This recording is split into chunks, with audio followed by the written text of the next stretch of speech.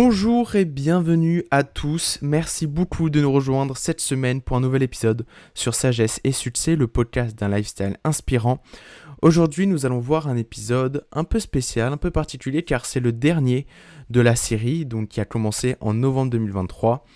Vous savez où je vous avais dit comme quoi nous allons expliquer et nous allons essayer de voir différents thèmes, certains grands thèmes du développement personnel. C'est ce que nous avons fait, nous sommes au 20e épisode. Je pense que nous avons fait à peu près le tour, dans tous les cas, dans sa globalité. Nous avons fait l'essentiel. Et donc, je vous expliquerai un peu plus en détail à la fin de cet épisode. C'est pour ça, restez bien jusqu'à la fin. Je vous expliquerai directement les différents projets, qu'est-ce qui va nous attendre dans l'avenir, dans le futur. Et donc, je vous demanderai aussi votre avis. Juste en dessous, je vous mettrai un petit sondage Spotify pour vous orienter un petit peu et pour que vous puissiez me dire ce que vous préférez et j'adapterai en fonction.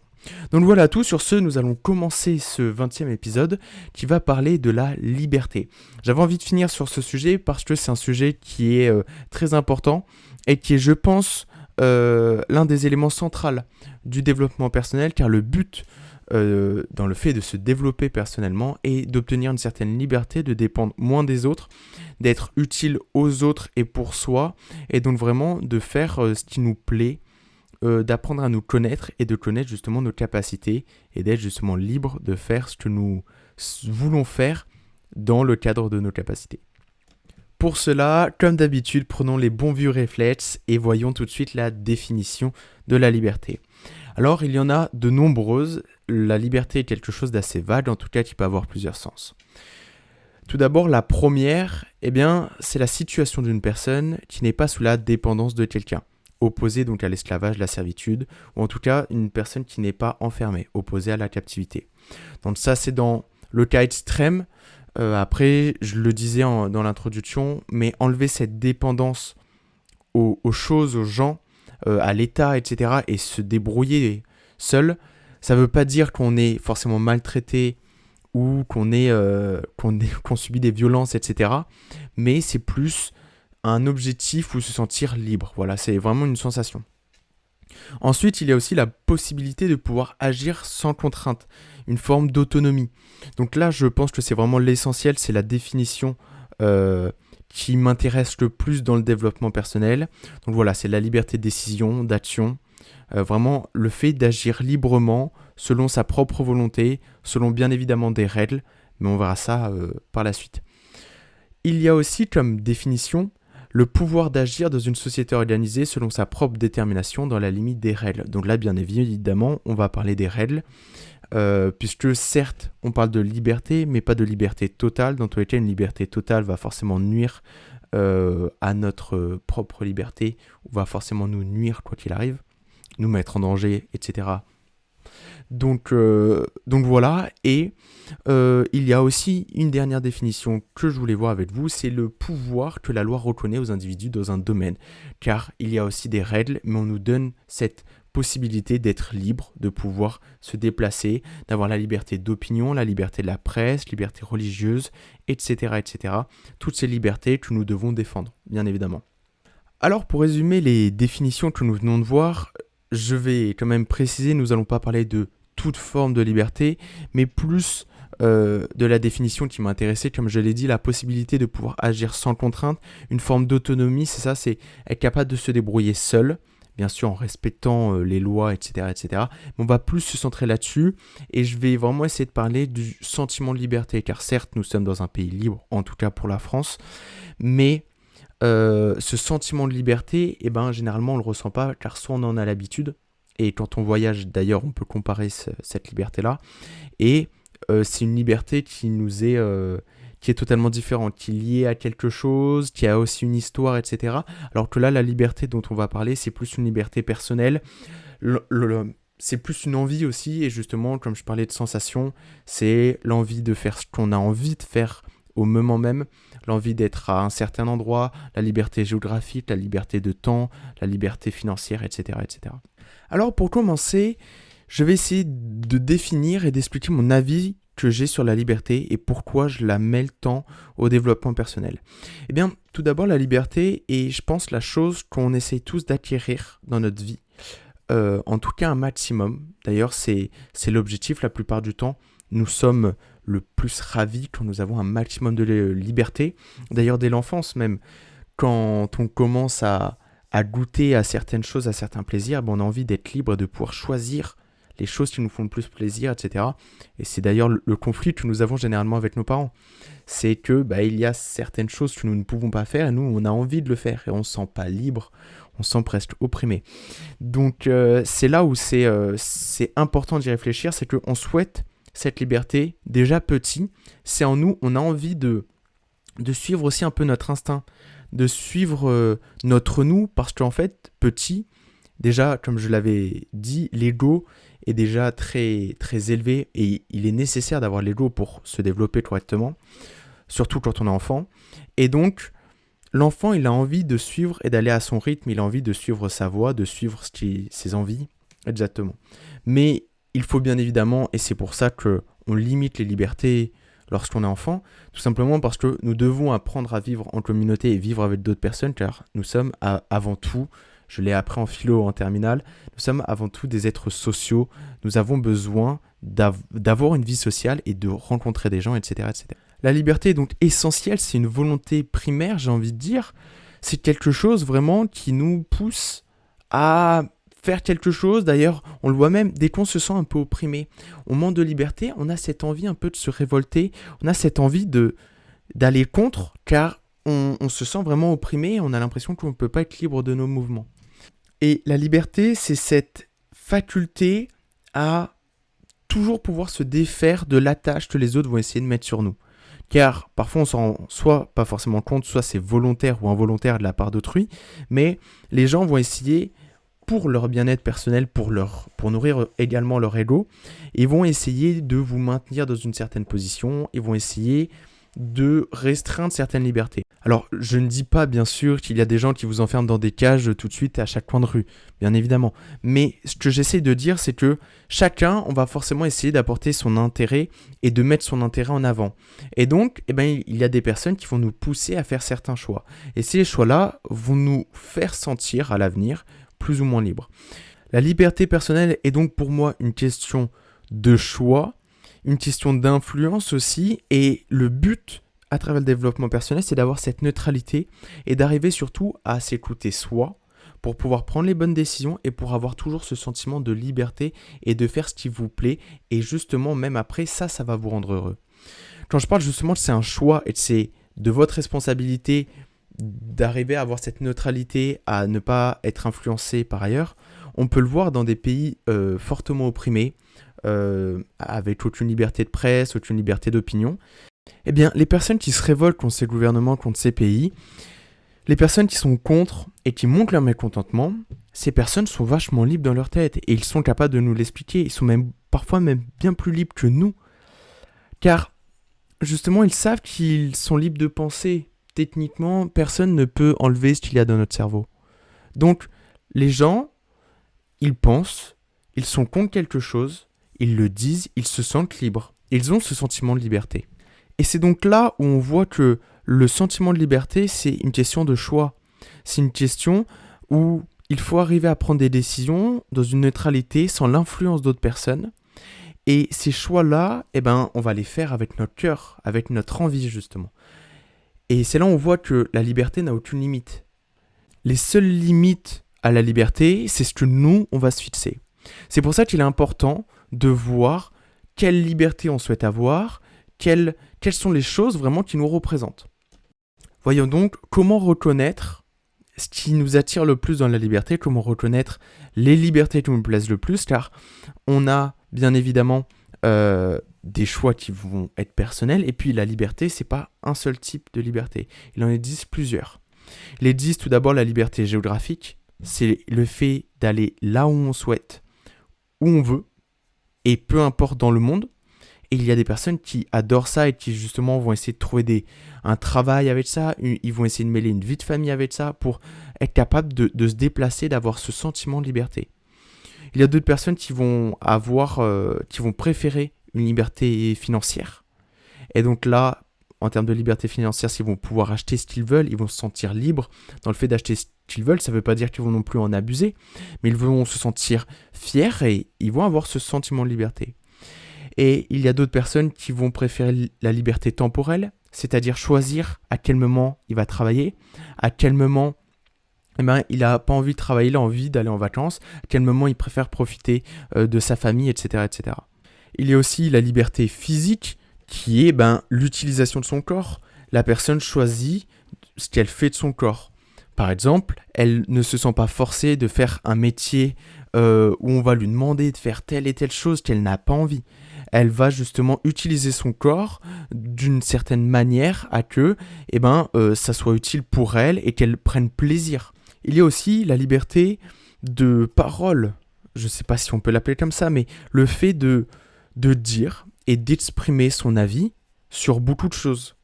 Ce que je fais par exemple un peu actuellement. Le fait d'être libre, de dire ce qu'on a envie de dire, d'expliquer ce qu'on a envie d'expliquer. Alors, je reconnais, parfois ça peut être un défaut. Il y a des gens qui souhaitent parler sur tout et parler surtout pour rien dire. Mais avoir cette liberté de parole et se sentir libre car on est capable, on peut et on a le droit d'exprimer ce qu'on a envie et de dire ce qu'on a envie. Donc il y a tout un tas de libertés, je ne vais pas pouvoir tous les citer car il y a vraiment des libertés qui vont être personnelles, qui vont se jouer sur des détails. Bien sûr, généralement ce qui nous plaît c'est d'avoir un maximum de liberté. Donc le mieux c'est d'en cumuler, mais parfois il y a des personnes qui préfèrent pas forcément avoir de liberté géographique, ils aiment bien être à un endroit, rester dans leur endroit. C'est certes une zone de confort, mais ça leur permet d'être rassurés sur certaines choses. Donc ça va vraiment dépendre de votre volonté. Et je pense qu'il est important de mêler la liberté à vos choix dans votre vie, comme je le disais auparavant. Il faut arriver à voir quelles sont vos priorités.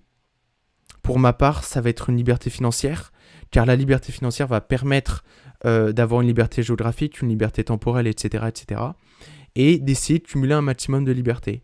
Et c'est là où je pense, et je le vois déjà actuellement, c'est là où je me sens le plus libre.